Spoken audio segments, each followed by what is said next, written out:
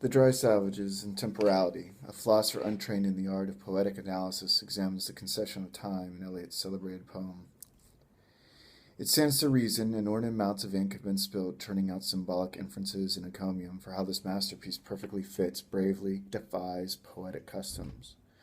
Perhaps many have exhumed significantly more substantive themes from the poem. One would have to assume this much.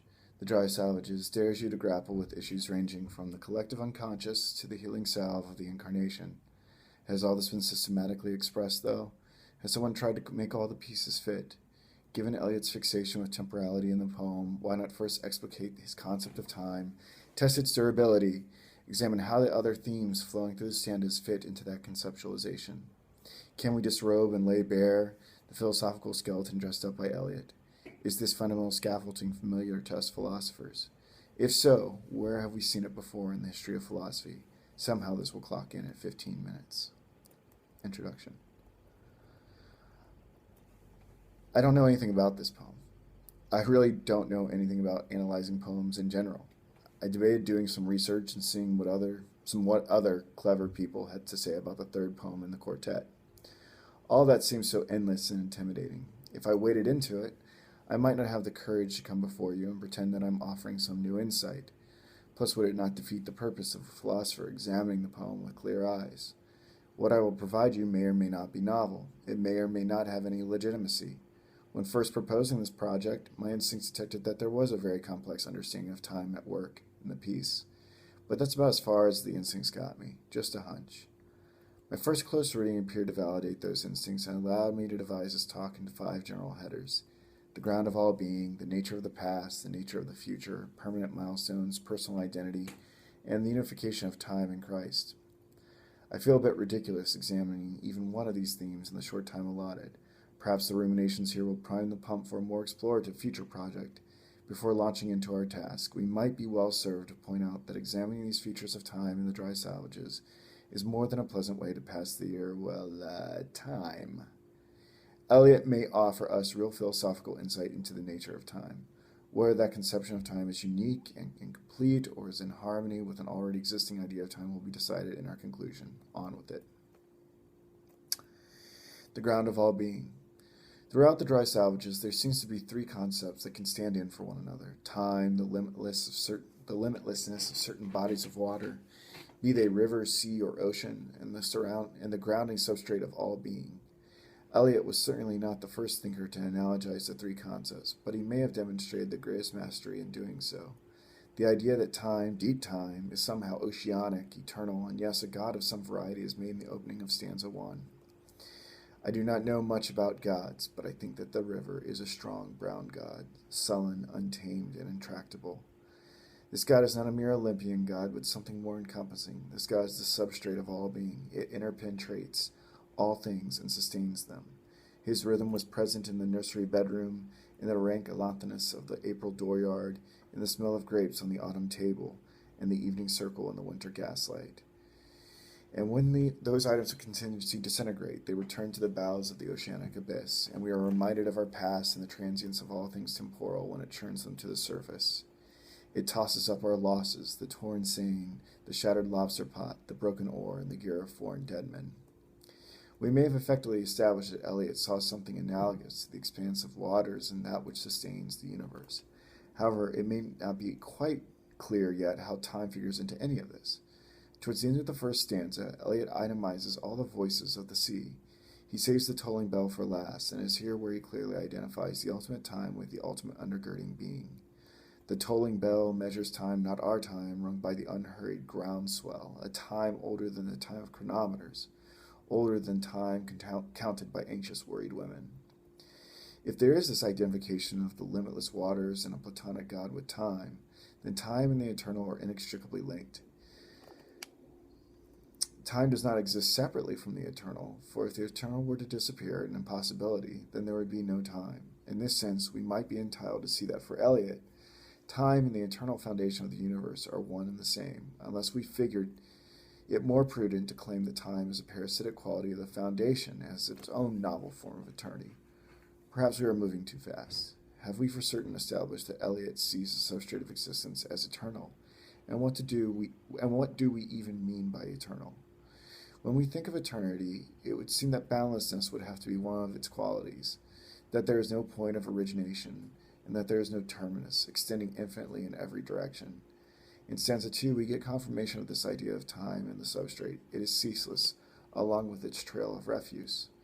There is no end of it, the voiceless wailing, no end to the withering of withered flowers, to the movement of pain that is painless and motionless, to the drift of the sea and the drifting wreckage, the bone's prayer to death its God, only the hardly bearable prayer of the one Annunciation. If time and the eternal are boundless, we need to think about the natures of those extensions, both forwards and backwards. Is Eliot a presentist, or does he think both the past and the future exist in some sense of the word? The nature of the past. In the turning eddies of time's river, the past is brought up, or at least some reminder of it. Events do not appear to be frozen implacably in the past, however husks of those events remain, such as chicken coops and the weaponry of a forgotten skirmish. It's as if the substrate of existence sheds the past in the act of becoming the present, the future. Traces of the past seem to exist, but do not fully possess reality. There is something ghostly about them, living on a plane that is neither real nor completely unreal. And what about the future? The nature of the future in stanza 3, Eliot seems to give the future a similar treatment as the past, in a passage that has become a personal favorite. I sometimes wonder if that is what Krishna meant, among other things, or one way of putting the same thing, that the future is a faded song, a royal rose or a lavender spray, of wistful regret for those who are not yet here to regret, pressed between yellow leaves of a book that has never been opened, and the way up is the way down, the way forward is the way back.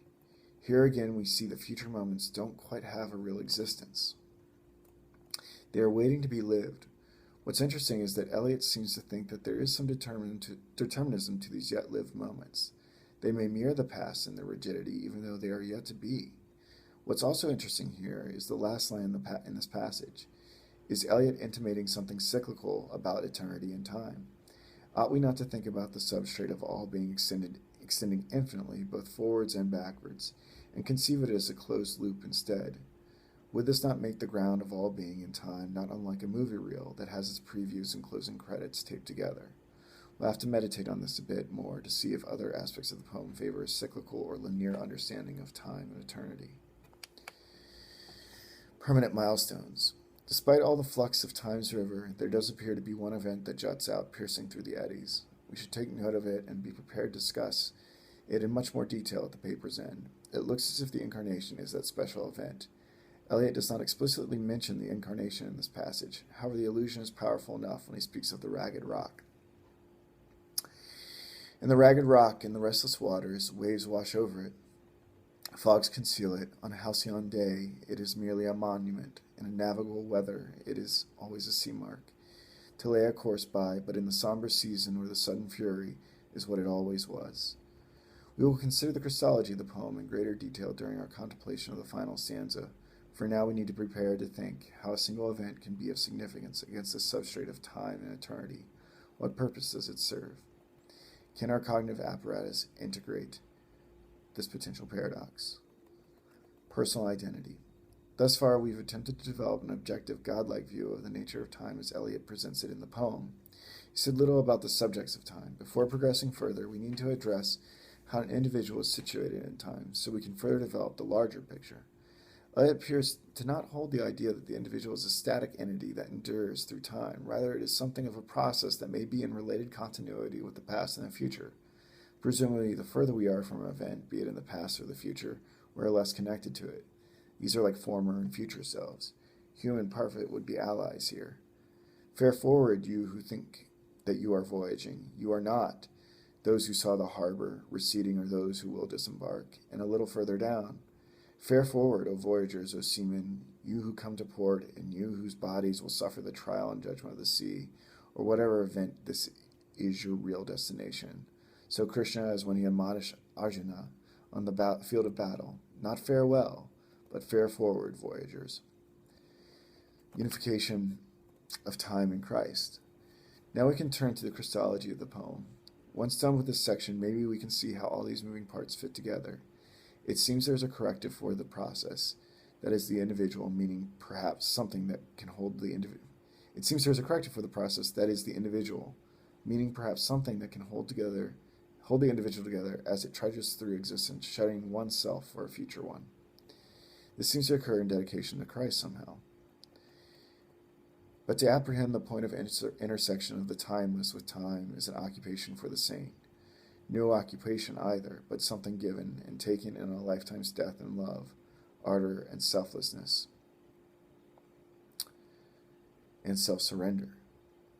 Via self-surrender, we appear to be able to take ourselves out of the flow of time that is constantly testing and changing us. The self-surrender has to be done with prayer, discipline, and righteous action. The hint half guessed, the gift half understood is incarnation. Here the impossible union of spheres of existence is actual. Here the past and future are conquered and reconciled, where action were otherwise movement, of that which is only moved, and has in it no source of movement, driven by demonic, chthonic powers. So putting it all together. Knowing what we know now, how do all these parts fit together? I put together a visual aid to help us. This is merely a first effort, and all feedback is welcome. I opted to leave it open, whether or not Eliot saw eternity as cyclical. Interesting enough, if eternity is a closed circle, this could be the first revolution or the millionth with no end in sight, which brings about an infinite regress of eternity chains. It seems simpler to keep it this way if Eliot did not hammer the point that often. I'm not quite sure how it all works, but in dedication to the incarnation, man seems to be elevated out of the flux of time. However, this does not mean that somehow he is independent from the substrate. He still needs it for sustenance. So what's the point? Why become a concrete individual before God? It would seem that this understanding of time for Eliot involves both Eastern and Western views. Had there not been the incarnation, man, like all things, would be sloughed off and returned to the eternal substrate. But because of the incarnation, there seems to be the possibility of an enduring identity that can be united with God rather than merely reabsorbed. In the end, we are with God. However, there is a gaping difference between God's absorption of us and unity with Him. I see the influence of so many different philosophical religious traditions on this account of time. Kierkegaard, Hume, and Parfit in regards to the self. Plato and Hegel in regards to the ground of being and becoming. But off the top of my head, one account does not match perfectly with it. All of this leaves so many questions that hopefully we can engage here today and throughout our scholarly relationships. And so I've also included a chart for everything. Let's see. I don't know if that comes up. I'll just explain it real quick. The way I see it is that I kind of attributed some irreality to the past and the future. The only thing that exists from our vantage point is the present, and within that present, there's a constant sort of succession, including ourselves, that doesn't necessarily endure from one moment to the next. And this would all sort of be components of the divine undergirding substrate that I think Eliot is getting at through most of the poem until he starts bringing up talk of the incarnation. And there in the incarnation, there seems to be some hope that the self can be sort of drawn out of this river, can be drawn out of this ceaseless fluctuation of experiences and time, and perhaps made something concrete and individualized before God and united with Him. So I think there are many more themes that are going on in this poem. I think there's a great deal of Mariology. The renunciation comes up a great deal. I don't know anything about Mariology. I think there's a lot about the collective unconscious, and several other themes I didn't really get a chance to explore in my talk, but I think that's pretty good for a first read and not knowing anything about poetry.